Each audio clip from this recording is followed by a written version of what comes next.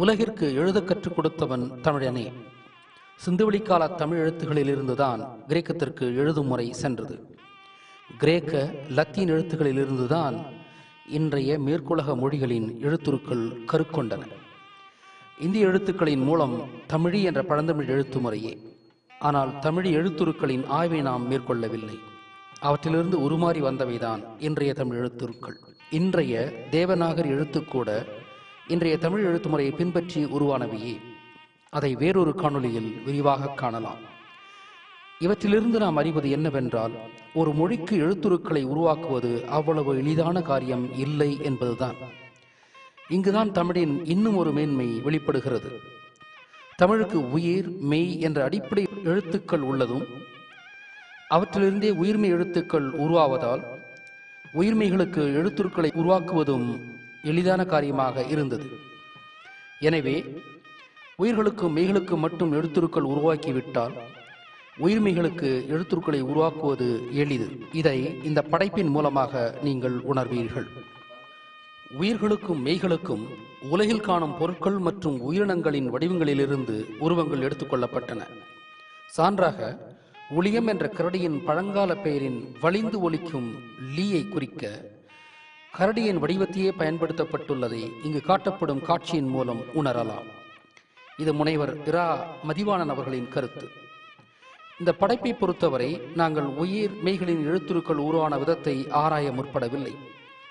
அதற்கு நெடிய ஆய்வு தேவை என்பதால் உயிர் மெய் எழுத்துருக்களிலிருந்து உயிர்மெய் எழுத்துருக்கள் தோன்றிய முறையை மட்டுமே விளக்குகிறோம். அதிலும் உகர, ஊகார, ஔகார உயிர்மெய்களின் எழுத்துருக்களை தவிர்த்து மற்றவை உருவான விதத்தையே இங்கு அலசுகிறோம். இவற்றுக்கான எழுத்துருக்கள் மற்றவற்றைப் போல சிறுமையாக இல்லை என்பதே அதற்கான காரணம். மெய்யும் உயிரும் இணைவதால் உயிர்மெய் தோன்றுகின்றது. உயிருக்கு குறில் நெடில் உள்ளதால் உயிர்மெய்க்கும் குறில் நெடில் உண்டு. மெய்களுக்கென்று தனித்த நெடில் இருக்க முடியாதல்லவா? உயிர்மெய்களில் குரிலுக்கு எழுத்துரு உருவாக்கிய பின்பு அதன் நெடிலுக்கு ஒரு தனி வடிவத்தை சேர்த்துக் கொள்ளலாம். அல்லது உயிர் நெடிலின் அமைப்பை பயன்படுத்தி நெடில்களுக்கென்றே தனித்த வடிவத்தையும் உருவாக்கலாம். இந்த இரண்டு முறைகளுமே பயன்படுத்தப்பட்டுள்ளதை நீங்கள் இந்த படைப்பின் ஊடாக காணலாம். கல் அசைவற்றது, கால் அசைவது. காவிற்கு பக்கத்தில் ஒரு கால் போட்டால் அசையாத கல் அசையும் காலாகி விடுகிறது என்று மாசோவிக்டர் அவர்கள் சொன்னார்கள். இது தமிழ் சொற்களின் வித்தைகள் என்று அவர் சொன்னார். அவரது கருத்திலிருந்து சிந்தனை செலுத்திய நாங்கள் கால் உருவத்தின் வடிவம் உருவான விதத்தை இங்கு காட்டியுள்ளோம். நெடில் என்பது நீள்வது.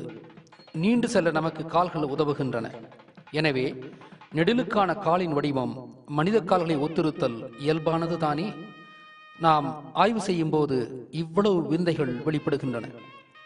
நமது பழந்தமிழர்கள் எத்தகைய மேதைகள் என்பதை இந்த ஆய்வுகள் வெளிப்படுத்துகின்றன. கல் அசைவற்றது, இடம்பெயராதது. கால் அசைவது, இடம்பெயர்வது. எனவே தமிழன் இடம்பெயர உதவும் கால்களை கால் என்றே அழைத்தான். இடம்பெயரும் காற்றையும் மேகத்தையும் கால் என்றே அழைத்தான்.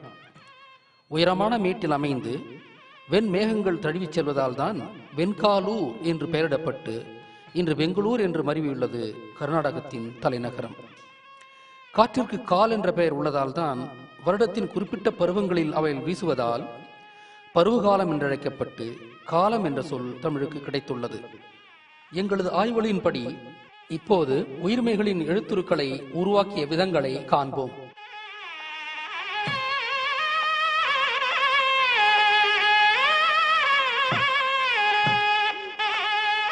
இப்போது நாம் பயன்படுத்தும் ஈ என்ற நெடிலின் வடிவத்தை உருவாக்கியவர் வீரமாமுனிவர் என்று தன்னை அழைத்துக் கொண்ட கான்ஸ்டான்டினோ பெஸ்கி என்று இத்தாலியிலிருந்து தமிழகம் வந்த தமிழ் பற்றாளர்.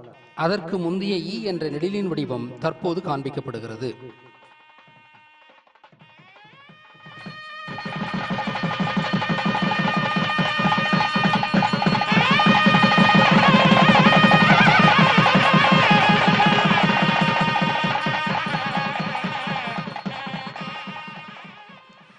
கா என்ற குறிலின் நெடில் கா என்று எழுதப்படுவது போல கே என்ற குறிலின் நெடில் கே என்று தானே எழுதப்பட்டிருக்க வேண்டும்.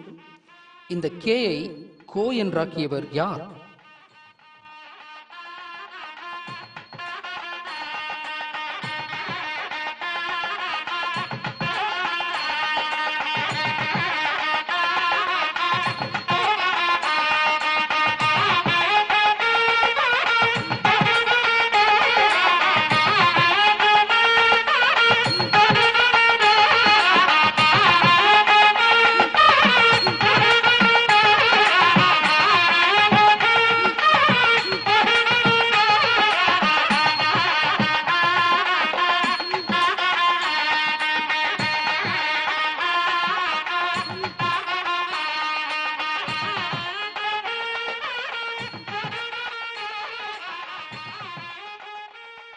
தற்போது கோ என்ற உயிர்மெய்க்குறில் உருவான விதத்தை காண்போம்.